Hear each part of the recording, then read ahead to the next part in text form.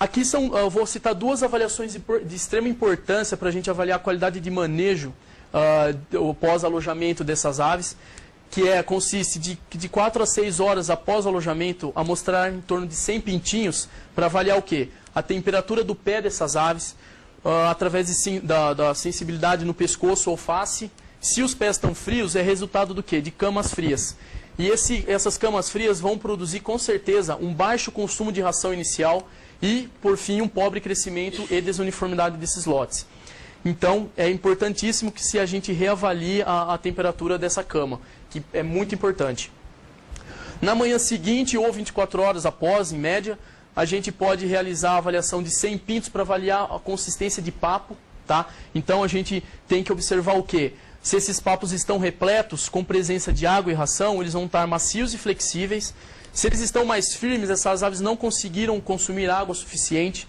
E se eles estão distendidos, eles encontrou apenas água e não ração. E vazios é um dos piores aí. A meta é a gente observar em torno de 95% no mínimo desses papos macios e flexíveis, repletos então com água e ração. A gente sempre deve observar nesses aviários pintinhos que estejam bebendo, pintinhos que estejam comendo, descansando, brincando e piando todos ao mesmo tempo. Então isso é um indicativo para a gente que o ambiente desse aviário está adequado. No caso, quando a gente não tem essa condição do aviário de formas adequadas em termos de temperatura, acesso à ração e termos de umidade.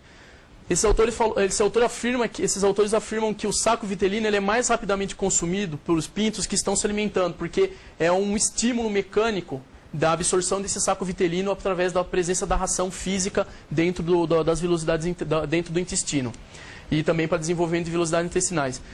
Alguns fatores que prejudicam essa absorção do saco vitelino. Todos aqueles manejos estressantes que levem as aves a deixarem de comer, como por exemplo, disponibilidade de água e ração, ou seja, falta de equipamento ou má distribuição desses equipamentos no interior do pinteiro. Os manejos estressantes, ou seja, manejos muito abruptos ou muito barulho, excesso de barulho ou alta corrente de ar passando pelos pinteiros, ou excesso de calor ou baixa temperatura, os dois extremos de temperatura.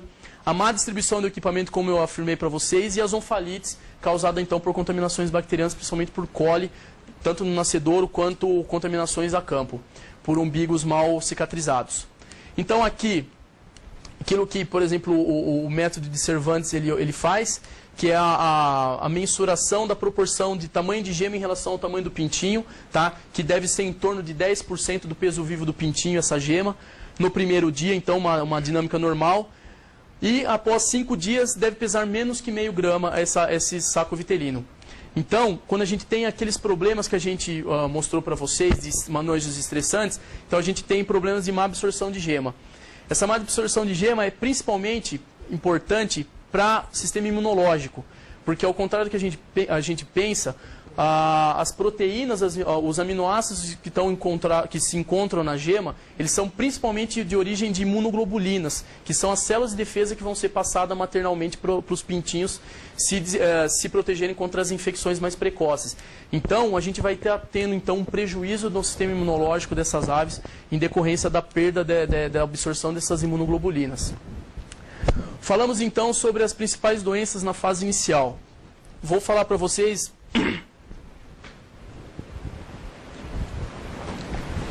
das principais doenças de transmissão vertical e também as infecciosas na questão horizontal. Quais são as principais doenças? As doenças transmitidas verticalmente são as que causam mais impactos negativos nesse momento da produção. Por quê? Porque ele prejudica o desenvolvimento inicial das aves e também, devido ao seu controle e prevenção, serem mais difíceis porque envolvem níveis mais de biosseguridade de matrizes.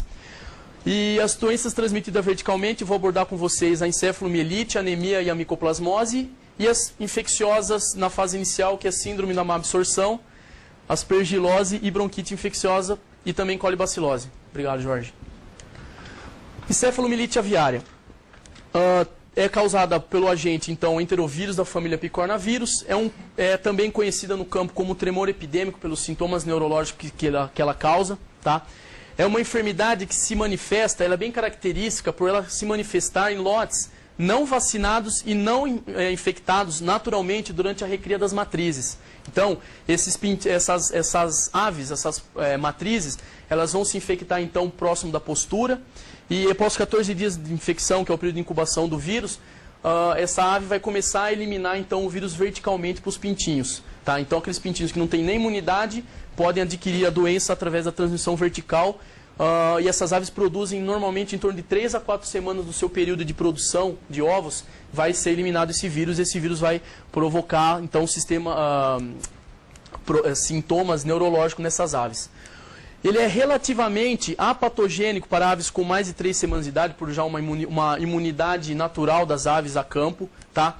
As cepas de campo, elas têm tropismo entérico, tá? Então o sítio de ação delas e de entrada nas aves é pelo intestino e são transmitidas horizontalmente através da disseminação das fezes. Elas são pouco patogênicas, tá? O que é mais importante então é a contaminação pela via vertical dos pintos que vão expressar sintomatologias nervosas.